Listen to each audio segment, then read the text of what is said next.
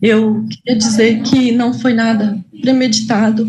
Eu sou uma cidadã do bem, que eu fui aos atos e eu não imaginava que ia ser tão conturbados desse jeito que foi, mas eu fui por conta própria, de ônibus, né?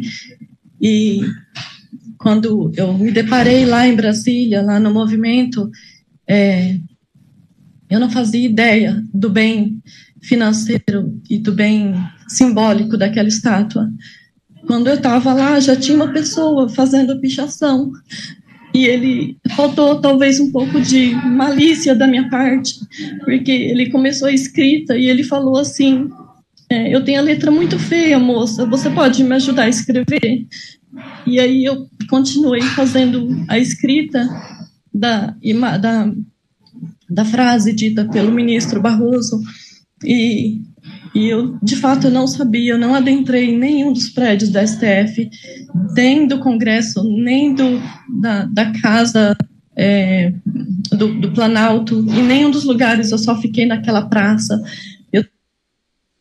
Lula é cruel, Alexandre de Moraes é cruel, são covardes. Lula e Alexandre de Moraes são covardes. São covardes. Aliás, digo mais, o que estão fazendo no STF hoje é coisa de mafioso e não... Eu quero paternidade, eu quero que alguém do PT seja o pai da anistia. Eu gostaria que o Lula tomasse a iniciativa de anistiar. Eu entendo, com todos os defeitos que ele tem, será que ele não tem coração também, não sabe quem está preso? São pessoas humildes. E seu Lula da Silva, se você estava esperando o Haddad ser presidente para assinar o decreto de indulto, eu vou te dizer uma coisa: você vai apodrecer na cadeia! Bom dia, senhoras e senhores. Hoje é 28 de março de 2025. São 8 horas da manhã. O ex-presidente já exibiu a sua pusilanimidade ao fugir 3 vezes da lei e abandonar aliados pelo caminho. Mas agora ele flerta com a tática do batom para se safar. Vale lembrar, Bolsonaro fugiu em 30 de dezembro de 2022 para os Estados Unidos. Fugiu em fevereiro do ano passado para a Embaixada da Hungria e fugiu do segundo dia do julgamento com medo de ser preso ou ganhar uma tornozeleira. Sabe-se quase nada sobre a cabeleireira Débora Rodrigues dos Santos, que virou símbolo do bolsonarismo na luta pela aprovação do projeto de lei que concede anistia aos envolvidos nos atos golpistas de 8 de janeiro. O que se sabe é só pela sua boca. Ninguém se interessou em investigar se ela diz a verdade ou não. O que ela foi fazer em Brasília? Passear? Viajou sozinha? Não se sabe. Sabe-se apenas que ao desembarcar em Brasília, ela foi vista num acampamento em frente ao quartel-general do Exército, onde dezenas de pessoas clamavam por um golpe para derrubar o recém-impostado presidente Lula e apenas teria pichado a estátua com batom, a estátua do STF. Eis que o ministro Luiz Fux, do STF, anuncia que vai sugerir um novo cálculo para a pena da cabeleireira Débora, após analisar o processo em busca de informação se ela invadiu a sede do tribunal. Fux teria voltado a matar no peito? Ele nunca foi dos mais brandos no tribunal. Seja como for, animou a mídia recém-convertida ao bolsonarismo, a mídia paulista, representada por Folha de São Paulo e Estadão, e o bolsonarismo em si, e até o próprio Bolsonaro. Todos esses encheram-se de esperança de que Fux assuma o papel de revisor informal de Moraes e dispute procedimentos da ação de Bolsonaro. Não é bem assim como você vai ver nesta edição. É só uma hipótese e é pouco para Bolsonaro, pois ele fez mais burradas e falou mais do que devia durante entrevista coletiva dada logo após virar réu no STF, e essa entrevista está sendo considerada uma bomba contra ele, que vai ser usada pelo tribunal. É por isso que agora Bolsonaro flerta com a tática da cabeleireira Débora, que, como você viu, agora é uma florzinha chorosa após ficar acampada no Distrito Federal por semanas pedindo golpe. Antes de prosseguir, eu quero pedir a você que acompanha o blog da Cidadania, que se inscreva no canal, curta este vídeo, compartilhe e peço a você que assista esse vídeo curto que fala sobre o upgrade que a gente deu no canal. Quem assistiu a nossa cobertura durante o julgamento do Bolsonaro viu que a gente está com mais estrutura, estamos com já uma primeira pessoa da equipe que estamos formando, produzindo vídeos curtos, short vídeos, cortes e equipamento novo, melhor, que tudo isso está sendo possível com a sua ajuda para que a gente faça um canal melhor para você. Então assista esse vídeo curtinho e em seguida você vai ver os assuntos desta edição. E vamos em frente. Eduardo, você sabe que eu tenho um profundo respeito pela tua trajetória política, pela tua trajetória na internet, te acompanhei bem e sei da perseguição que você foi vítima, sei do prejuízo que você sofreu 2 anos depois. Obrigado, Eduardo. Eu queria dizer para você o seguinte, olha, que a minha relação de amizade com você extrapola a sua relação de entrevistador. Você sabe que amigo a gente escolhe. E pessoas de caráter como você, ao longo desse tempo que nós nos conhecemos, você sabe que qualquer coisa que você precisar, você pode contar comigo, que eu serei parceiro nessa luta também. O Eduardo tem o blog da Cidadania, que é um blog muito importante, que tem milhares de seguidores, já prestou grandes serviços e ele tem o direito, sim, a se defender na Constituição que garante o sigilo da fonte. Pois é, tá aí a Débora Rodrigues, a musa da anistia dos bolsonaristas e, na verdade, a gente se pergunta por que ela foi para o acampamento, se seu objetivo era conhecer Brasília e admirar seus movimentos, seus monumentos. Não se sabe, porque do acampamento ela saiu com manifestantes que chegaram à Praça dos Três Poderes e fizeram tudo que o Alexandre de Moraes mostrou no julgamento, que a memória de muitos já tinha esquecido, né?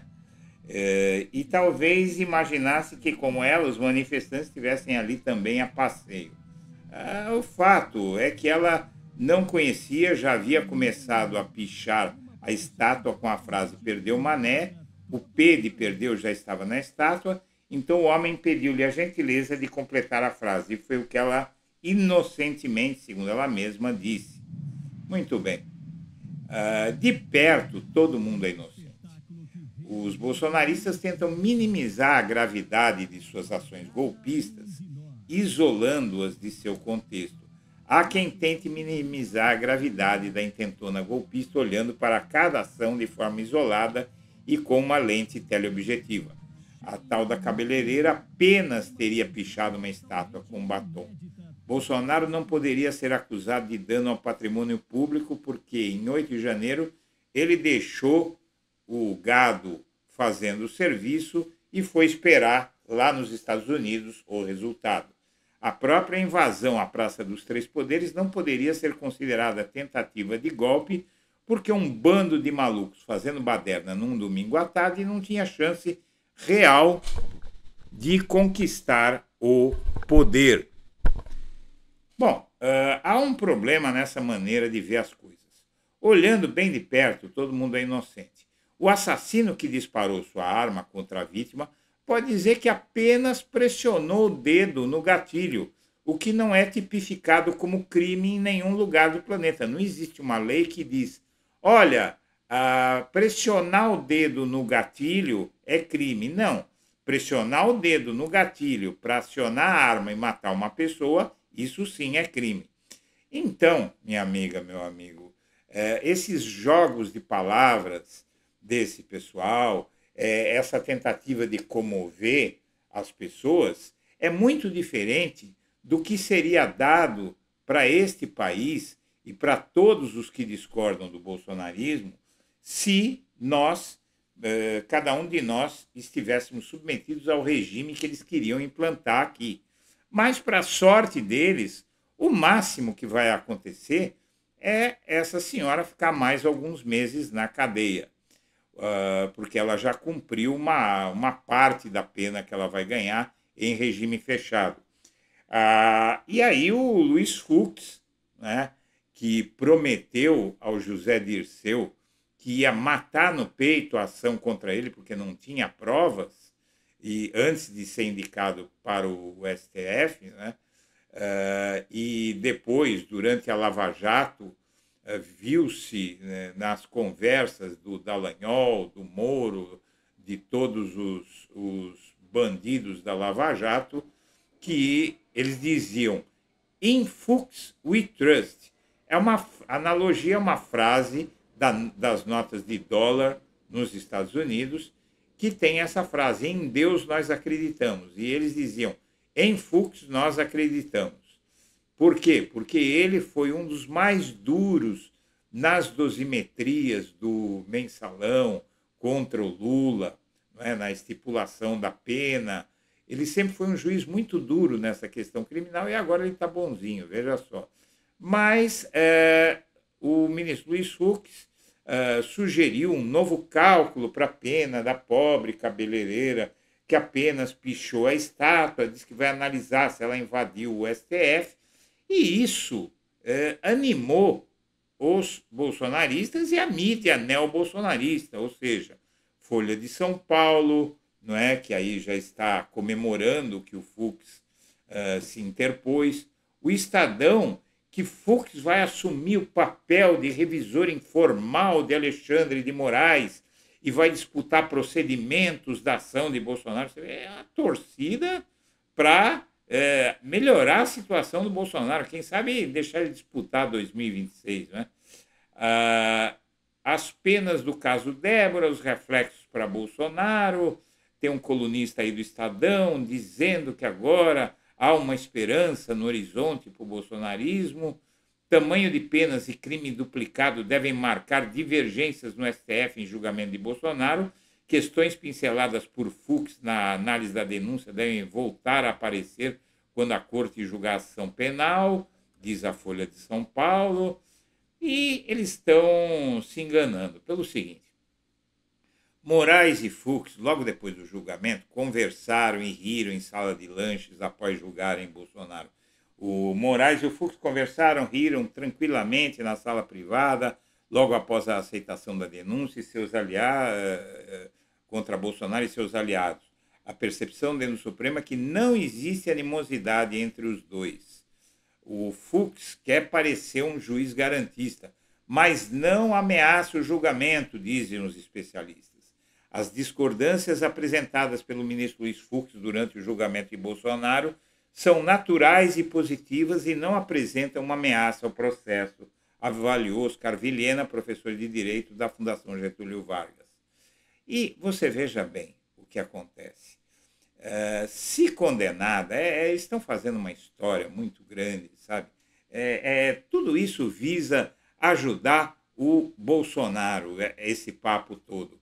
Porque se ela for condenada mesmo a 14 anos, ela pode ir para o regime semiaberto no fim desse ano.